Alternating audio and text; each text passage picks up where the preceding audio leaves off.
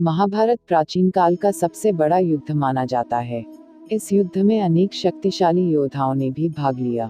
माना जाता है कि महाभारत के युद्ध में ऐसे ऐसे महाशक्तिशाली योद्धाओं ने भाग लिया जो अपराजय माने जाते थे। इसके अलावा महाभारत में सबसे शक्तिशाली हथियारों का भी इस्तेमाल किया गया। लेकिन क्या आप जानते हैं कि इतने महान योद्धाओं में से सबसे शक्तिशाली योद्धा कौन थे? महाभारत के युद्ध में शक्तिशाली योद्धा के रूप में अर्जुन को भी जाना जाता है। माना जाता है कि अर्जुन के पास कई अस्त्रों का ज्ञान था। कहते हैं कि जब अर्जुन को चुनाव का मौका दिया गया कि वो कृष्ण की नारायणी सेना को चुने या स्वयं निशस्त्र कृष्ण को, तो उन्होंने कृष्ण का चुनाव किया। यह महाभारत का सबसे बड़ा निर्णय था। अर्जुन ने ही कौरवों की आधी से अधिक सेना का संहार कर दिया था। इनमें भीष्म और कर्ण भी शामिल थे। अगर दूसरे महान योद्धा की बात करें तो द्रोणाचार्य ने ही दोनों तरफ के सेनाओं को ज्ञान दिया था। इनके पास हर अस्त्र को चलाने का ज्ञान था। इसमें नारायण अस्त्र, पाशुपतास्त्र और ब्रह्मास्त्र भी शामिल है। वैसे तो युद्ध में द्रोणाचार्य को कभी सीधे पराजित नहीं किया जा सकता था।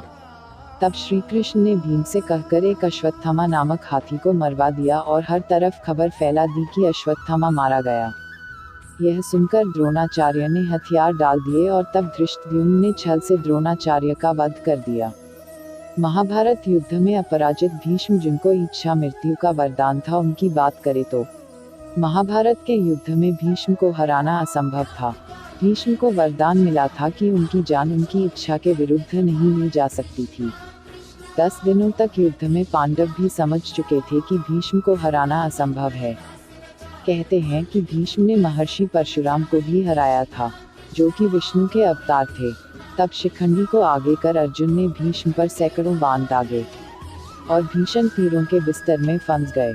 तब उनकी अपनी मर्जी से उन्होंने अपनी देह त्याग दिया। दुनिया में सबसे महान दानवीर के नाम से प्रसिद्ध दानवीर कर्ण को उनके कवच और कुंडल के साथ कभी भी हराया नहीं जा सकता था। कहते हैं कि पहले छल से कर्ण के कवच कुंडल का त्याग करवाया गया। उसके बाद भी युद्ध में कर्ण से जीतना असंभव था। कहते हैं कि जब कर्ण का रथ एक गड्ढे में फंसा, तब छल से अर्जुन ने कर्ण का वध किया। कर्ण को वरदान मिला था कि उसके कवच और कुंडल को दुनिया का कोई भी अस्त्र शस्त्र नहीं भेद सकता था। कर्ण ने युद्ध में नकुल, सहदेव, युधिष्ठिर और भीम को भी हराया था, लेकिन उन्हें मारा नहीं, क्योंकि कर्ण ने प्रतिज्ञा की थी कि वो सिर्फ अर्जुन को छोड़कर अपने भाइयों को नहीं मारेगा। इसके बाद बात करते हैं महाभारत के सबसे अहम किरदार, जिन्होंने इस युद्ध में मुख्य भूमिका निभाई। महाभारत के सबसे शक्तिशाली योद्धा श्री कृष्ण थे।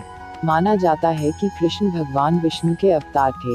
उन्होंने महाभारत के युद्ध में कोई भी हथियार इस्तेमाल नहीं किया था। श्री कृष्ण सिर्फ अपनी रणनीति से वो इतने महान योद्धाओं को मात दे पाए।